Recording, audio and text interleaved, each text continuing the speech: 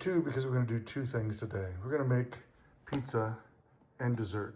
On the pizza, I pan roasted some little squares, some little potatoes, left the peel on, got some Havarti cheese, and I'm looking for a sponsorship from Hatch 575 Chili. Randy. The dessert's gonna be pull-apart bread, and we're just gonna use sugar and some cinnamon, and we're gonna mix them up in here, and we're gonna use our Scarpello's Lloyd's baking pan for that one. Took our dough ball just out of the Tupperware. It's still cold, and I'm just going to flatten it, give it some love, and flatten it up. It's okay. We're gonna let it proof a little bit.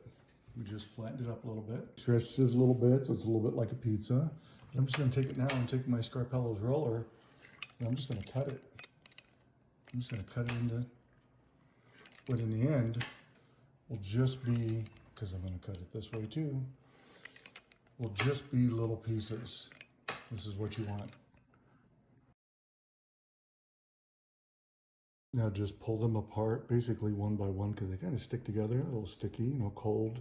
It's okay. And just stick them into your mix. Mix them around and around until they're all coated. I like to take some butter. You can use your fingers. You can just use a little spatula and just butter this. Although you don't need to, this is non-stick, but I like to, you can Crisco, you could oil it.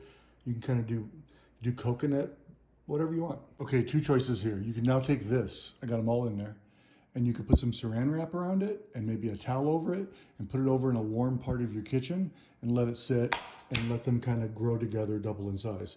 Or you could stick it in your oven and put it on the proof setting and stick it in there.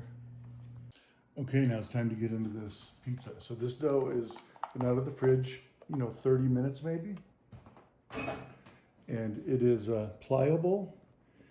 It is cold still to the touch. It's a little moist on the bottom, a little bit of skin on the top, but that's okay. I like to keep the skin side up.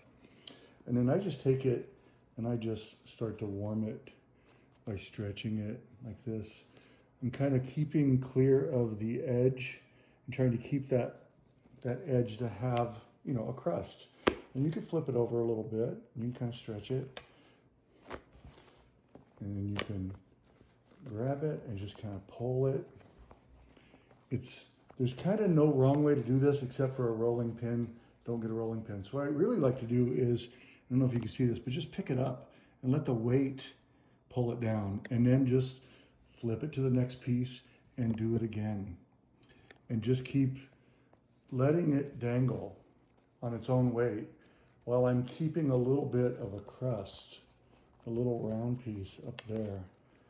And then you could kind of start to see like light through it. Like right there, you can see some light, and that's the gluten keeping it together. That's the window. But we're letting the weight of the pizza do the job. And it kind of depends on how big of a pizza are we trying to make. Right now, we are, my hand, so we're maybe 8 to 10 inches. We have a big thick crust. It kind of depends what we want to do. Let's keep going. I got this little pizza. This is very small. This is about a 10 to 12 inch pizza. I'm hanging over the edge. I put a little bit of flour so I don't stick. I'm gonna be okay. I can slide off, see? And now the Big Jim blend, it's pretty medium. Look how thick this stuff is. Look how great this is.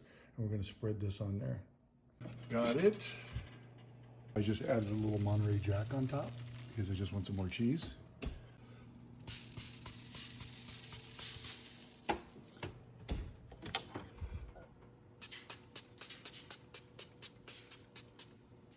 All right, guys, let's check this out. Wow. Not sticking at all.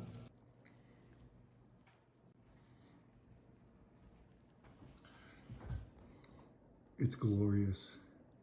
Why we got the oven at 400 degrees, because we just cooked the pizza. That's what I want to cook that at a high temp because I want them to pop. So I'm gonna take them out of there and put them in there, right on top of the stone. Go another level, put a little teaspoon of vanilla in there, and I put a little more powdered sugar because I want a little more. And let me tell you, burn my face. That is so delicious. The potato just gives it some girth as you're chewing. The chili's got me smacking my lips. And the cheese, I don't even miss the sauce.